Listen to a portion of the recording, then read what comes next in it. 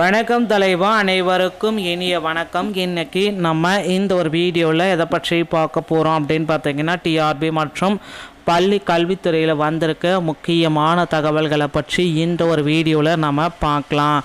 நீங்கள் நம்முடைய சேனலை முதல் முறையாக பார்க்குறீங்க அப்படின்னா மறக்காமல் ஒரு சப்ஸ்கிரைப் அண்ட் பெல்லை கிளிக் பண்ணி வச்சுக்கோங்க. தமிழகத்தில் ஆசிரியர் தேர்வு வாரியத்தில் பகுதி நேர ஆசிரியர்களுடைய பணி நிரந்தரத்தை பற்றி நாம் பார்க்கலாம். முதுகலை பட்டதாரிகளுடைய செகண்ட் சிவிலிஸ்ட்டு எப்பொழுது வெளியிட போகிறாங்க என்பனவற்றி இந்த ஒரு வீடியோவில் உங்களுக்கு கிளியர் கட்டாக நான் இப்போ எக்ஸ்பிளைன் பண்ண போகிறேன். ஸோ நீங்கள் நம்முடைய சேனலை ஸ்கிப் பண்ணாமல் பாருங்கள். அப்போ தான் நான் என்ன சொல்ல வரேன் அப்படின்றது உங்களுக்கு புரிய மக்களே. தமிழகத்தில் பிஜிடிஆர்பியோடைய இறுதி கட்டத்தில் நாம் இருக்கோம்.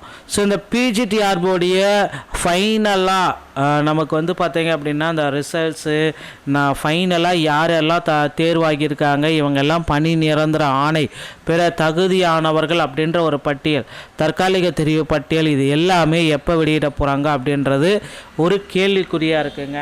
ஸோ முதுகலை பட்டதாரிகளுடைய இறுதி கட்டத்தை நாம் நெருங்கிட்டோம். ஸோ இதுக்கப்புறம் வந்து பார்த்தீங்க அப்படின்னா அவர்களுக்கு அப்பாயின்மெண்ட் ஆர்டர் தான் ரெடியாக இருக்குது. செலெக்ஷன் லிஸ்ட்டு கொடுத்துருவாங்க. அவங்க வந்து பார்த்தீங்க அப்படின்னா சான்றிதழ்கள் எல்லாமே அந்தந்த துறைவாதியான அதிகாரிகிட்ட கொடுத்துட்டு பணியில் சேர்ந்துக்கலாம் அப்படின்ற மாதிரி தகவல் போயிட்டுருக்கு.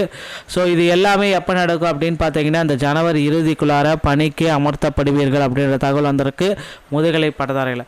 ஸோ முதுகலை பட்டதாரிகளை செகண்ட் சிவிலிஸ்ட்டு வெளியிட வாய்ப்பு இருக்கா இல்லையா, இதுதான் எல்லாருமே கேட்குறீங்க. நிச்சயமாக முதுகலை பட்டதாரியில் செகண்ட் சிவிலிஸ்ட்டு வெளியிட வாய்ப்புகள் அதிகமாக இருக்குது. ஏன்னா கடந்த ஆண்டுகளில் இது நடந்த ஒரு உண்மையான ஒரு தகவல். கடந்த ஆண்டுகள்லேயும் செகண்ட் சிவிலிஸ்ட் வெளியிட்டிருக்காங்க, அடிஷ்னல் சிவிலிஸ்ட்டு எல்லாமே வெளியிட்டிருக்காங்க. அதனால் இந்த ஆண்டுக்கும் முதுகலை பட்டதாரியில் செகண்ட் சிவிலிஸ்ட்டு வெளியாக வாய்ப்புகள் அதிகமாக இருக்குங்க. முதுகலை பட்டதாரியுடைய காலி பணியிடங்கள் உயர்த்தப்படுமா உயர்த்தப்பட மாட்டாதான். ஸோ 1996 அப்படின்ற முதுகலை பட்டதாரியுடைய காலி பணியிடங்கள் கூடிய விரைவில் உயர்த்தப்படும் என்ற நம்பிக்கை இருக்கிறது. பொறுத்து வந்து நாம் பார்க்கலாம். அடுத்து பகுதி நேர ஆசிரியர்களுடைய பணி நிரந்தரம் செய்யப்படுவார்களா? பகுதி நேர ஆசிரியர்கள் பணி நிரந்தரம் செய்யப்படுவார்களா? அந்த சிஎம் செல்லுக்கு ஒரு ரிப்ளை வந்திருக்கு. அதைத்தான் அவங்க கேட்குறாங்க. ஏன்னா தேர்தல் வாக்குறுதிகளில் குறிப்பிட்டே இருக்காங்க. ஒருங்கிணைந்த பள்ளி கல்வி தமிழ்நாடு முதலமைச்சருடைய தனிப்பிரிவுக்கு மனு. மாநில திட்ட இயக்குனர், ஒருங்கிணைந்த பள்ளி கல்வி மாநில திட்ட இயக்கம், பேராசிரியர் அன்பழகன், கல்வி வளாகம். சரிங்களா? ஸோ இதில் வந்து பார்த்திங்கன்னா முதலமைச்சருடைய தனிப்பிரிவுக்கு இந்த மனு வந்து போயிருக்கு.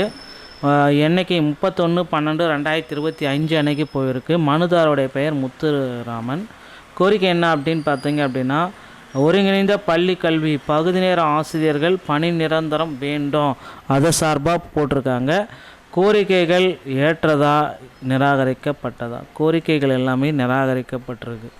மேற்கண்ட விவரம் பற்றிய விவரம் பணி நிரந்தரம் செய்திட விதிகளில் வழிவகை இல்லை. ஸோ இதுக்கு இப்படி வந்து பார்த்தீங்க அப்படின்னா இந்த மாதிரி கொடுத்ததுனால ஆசிரியர்கள் பேர் அதிர்ச்சியில் இருக்காங்க. ஏன்னா தேர்தல் வாக்குறுதிகளில் குறிப்பிட்டிருக்காங்க 17 ஆசிரியர்களை பணி நிரந்தரம் செய்வோம். ஆனால் இது இந்த நாள் ஆசிரியர் பெருமக்கள் எல்லாமே பேர் அதிர்ச்சியில் இருக்காங்க.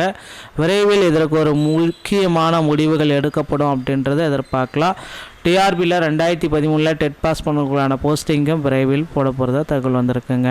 டிஆர்பி மற்றும் பள்ளி கல்வித்துறை சொந்தமான செய்திகள் அனைத்தையும் நீங்கள் உடனுக்குடன் பெற நீங்கள் நம்முடைய சேனலோடு இணைந்திருங்கள். மீண்டும் ஒரு நல்ல தகவலோடு நான் உங்களை சந்திக்கிறேன். நன்றி, வணக்கம், தேங்க்யூ.